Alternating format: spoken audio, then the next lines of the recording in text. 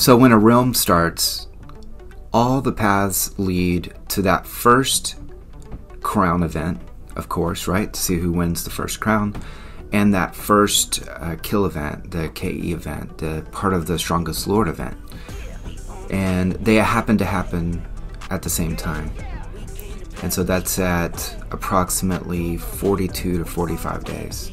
So in this video, I'm going to go over some of the things that happen in the game and some of the things that I've seen. Briefly, I'm going to talk about warning signs that you can see in the first week or so of a new realm, and maybe some things you should actually look for that might lead you to a healthy realm. Finally, I'm going to discuss best cases and the worst cases that I've seen, and possible ways that your alliance can survive, and how you can hopefully make a long-lasting realm and not one that either implodes or just kind of fizzles out, which does happen. So let's go ahead and get started. Hey guys, this is Heretic, and in those first 45 days of a realm's history, alliances will be formed, friends will be made, as well as enemies fought. People will come and people will leave. There will be some drama, there's always drama, and you're gonna have a total of 3 of the Strongest Lord events. The last one of these 3 includes a 3-day kill event. That's the KE event that everybody talks about. It happens for us on the 42nd day for everybody. And as you can see, that's what I'm leading up to here. So it starts on the 42nd day or that first Friday around that time. Your first crown event also happens that same weekend, and that should be on the Saturday. So the KE event starts on the Friday at server time, right at reset, and it goes on until Sunday reset, and the Friday night, Saturday night, Sunday night, no, it goes on to Monday reset. So it's 3 solid days, 72 hours. And the crown event starts on Saturday. And it depends, it rotates, that time varies. Everything really leads up to this moment in a realm's history. Every alliance, every person is kind of looking forward to this first crown event, and the first KE event as well. But before you even make it to this moment, some other things happen in the game to kind of help you prepare for it. And it also will help you, your alliance, and also the other alliances in your realm kind of prepare for these events. So one of them is the Supremacy event, and it happens twice before this 3rd SL event. And so in this event, it kind of mimics the crown event, and it mimics a little bit of the KE event as well, and there's no losses. So it can prepare you for where you need to go. But more important than preparing you for the actual fighting, it can prepare you for the politics that are involved, because no one likes to admit it, but War and Order is primarily a political game. It's a political strategy game, more than an actual fighting game. Politics are much more important. The ability to form an alliance, lead it in an effective way, having people within your alliance that actually do, that work well together, that think on the same wavelength, that lead events, that you have variances of time, you have a plan, you have a way to achieve what we're all trying to achieve, which is to win this first crown event or to make it through the first crown event, which honestly is more important. A lot of alliances will actually die off at these major events that happen at the very beginning. And this is really the very beginning of the realm's history. So so much importance is put into these events, but really in the long term, they're not that important. It's what happens after these events that is actually more important, because it's who's going to be left to pick up the pieces, right? Think of it that way. So I'm going to divide up the realm's first 45 days into 3 different stages. You have the welcome stage. That's where you're just getting started. And then I would have this finding out who you are stage, like who everybody is stage, which would be the second one. And then the third and final stage in that first 45 days, would be the crown event stage. So this is the lead up to who actually gets the crown, which alliance wins. So in that first stage, I would say it's the first couple weeks. And so your realm begins, you join that realm, you get in there, you find out, you start learning who everybody is in the realm. You have alliances are started, alliances will merge even in that first couple weeks.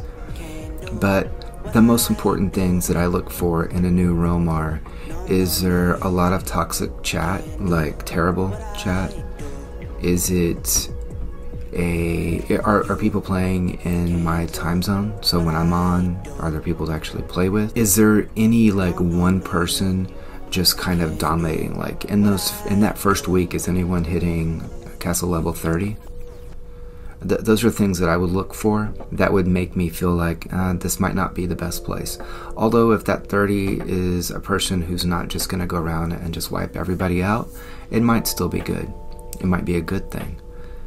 But so the things that I would look for, that would definitely, again, are there people playing when I play? That's really important, because if no one's playing when I'm playing, it's boring, right? So that would be something I'm looking for.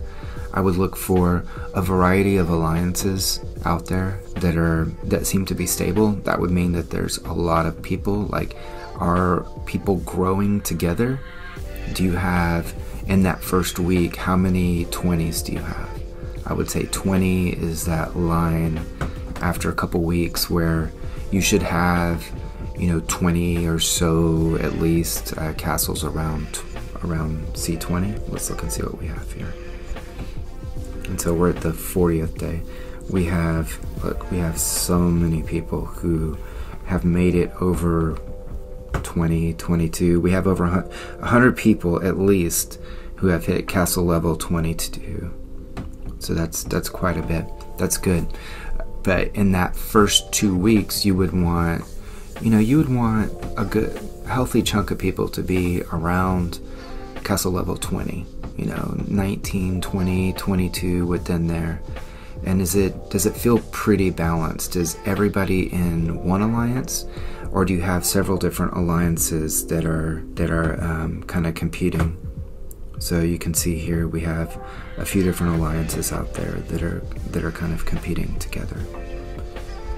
And this is I'm at the 42nd day. So how does it look? Is if it looks like everybody's in the same alliance, if there's a lot of toxic chat, then it's probably a good idea to stop in that realm before you spend and go to another realm and find one that works for you.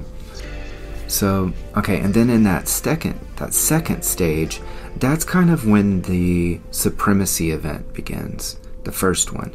And that's when you start to find out who everybody is.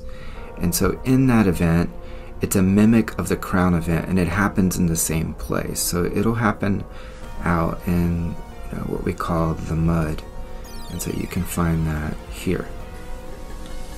And so it'll happen out here, and you'll see little blue supremacy markers around here. There'll be 8 of them around where you would have the crown event. And within here, it's the same sort of thing. Like, the more of them that you hold, you get points, and you fight as a unit. You try to hold the markers for the full, I think it's a 30-minute event. So it's a really important event in that it teaches you which of the alliances out there are dominant, are viable in the end. If alliances aren't competing here to win this, then they're really not gonna have much of a chance to win at crown. And so it may be your alliance that's not doing very well. And so you need to make sure that you're picking up the political game and the recruitment game and that part of building an alliance. And so when I say politics, that is how you get along with the other alliances within the realm, and which other alliances are going to help you, which ones are you going to help. Winning the crown, while it's important, what's more important to me is actually making it through, right? So playing the right political piece of it, finding the right friends and sticking with them and making it through, to me, is more important than actually the results of the crown event. And hopefully your side is the one that wins. So in our realm, you know, we were fortunate that we brought some friends with us here to 1745. And so having some friends that you've already played with, that you trust, and you know how they do things, it helps a lot. So it really helped our alliance to already have a stable core. And then we met some really good people, and we've kept the drama out completely, while drama's consumed a lot of our competition. And although we have no cause, like we haven't caused any of that drama to happen, staying away from it has really benefited us. And we have been able to recruit a lot easier because of that lack of drama. We have, for the most part, been on top the full 42 days that we're at right now. We've won all of the supremacy events. We've done very well stat-wise. We're pretty close with our biggest competition, which is KBW, which has a couple of really strong players. I'll show you here. So you have Prophecy, who's really hard, and this is Pure Chaos. Change his name to Al. But stat-wise and castle-wise, we're pretty much on the same level as them, and you know, so there is competition here. The third and the fourth rank alliances are almost more important than the first and the second alliances, because who they help in the crown event will kind of dictate who wins this, right? Because it's really hard to win these completely alone if your realm is at all balanced. So we're working hard on that front. But you know, it has been really interesting to see the drama in the realm, and I've seen it unfortunately within our alliances in the past in other realms, and it will rip apart your alliance. It's the worst thing that your alliance can face. It causes people not to log in and not to care, which is probably the biggest outcome of your drama within an alliance. And so being able to avoid that, we generally have pretty good participation in events. And so we're really hoping that for this first crown event, we will have a high number of people showing up, which will help us win, honestly. And so we're really looking forward to that. We've seen in other realms, you know, things that I've seen in those first 45 days. I've seen where in 1567, you know, was the time that I was asking a bunch of people to join, and we thought it would be amazing. And what happened was we had a lot of super toxic people join as well as a lot of good people. And the toxic people really kind of killed the realm. They caused a lot of people to quit pretty quickly. But that realm was the most number of spenders that I've seen in a realm at the beginning. I believe for the first crown we had 3 or 4 castle level 34s or 35s, which was huge. We had a ton of C30 and above, maybe 20 C30 and above, which was crazy for the first 45 days. Insane. It was a lot of fun at that point. There was a lot of fighting, which is also amazing. But after that event, then a lot of alliances had to merge together. A lot of people left at that point. There were some big mergers after that, and it created some really strong teams for the events that come after that. Because after your first kill event, really in your first crown, what your realm should be focusing on are the first void and the first frenzy that come up, where you're competing against other realms. Your first fortress wars, your your Elite Wars that begin pretty soon after that. And that's when the game actually, to me, it becomes the most fun. Although the build-up is great, right? Because it's easy to see, and I see why a lot of people just jump realm to realm to realm, because that build-up of not knowing, of the mystery, and the building up from 1 to 30 is really interesting, and you see a lot of things, a lot of changes along the way, and there's a lot of small fighting. The non-spenders really compete at the beginning, and they also do, if you do it right in an alliance, the non-spenders are some of the most important people in your alliance, because they're the numbers, they're the people who are always out there, they're people that organize the events a lot of times and provide the friendships and everything else that you need for your alliance to be successful. And having numbers is always a lot better than having spenders. So the more people you have online participating, it's just so much more fun. You could have 20 people always on for events, and they're always, super spenders, but it'll get really boring. Over time, it's a whole lot better if you can get up to that 60, 70, 80 people online eventually, right? You're not going to do that in the beginning because you can't even hold that many people in your alliance.